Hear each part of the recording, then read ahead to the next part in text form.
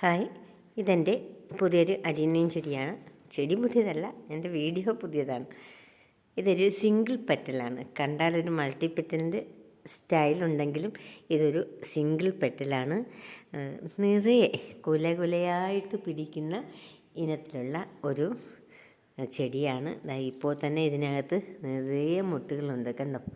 വിരിയാറായതും വളർന്നു വരുന്നതും അതുപോലെ തന്നെ ഈ ഒരു ചെറിയ ബ്രാഞ്ചിലുമൊക്കെ ധാരാളം പൂക്കളുണ്ട്. ഇതിലൊക്കെ ചെറുതായിട്ട് വരുന്നുണ്ട്.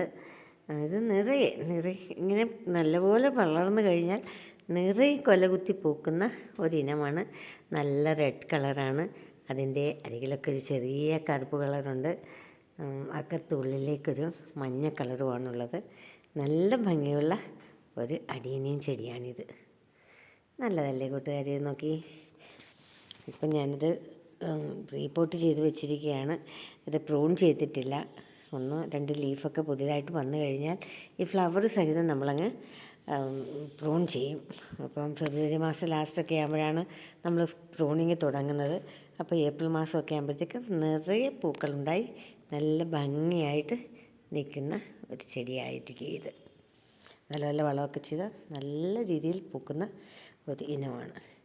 നല്ല ഭംഗിയില്ലേ കൂട്ടുകാരെ ഇത്?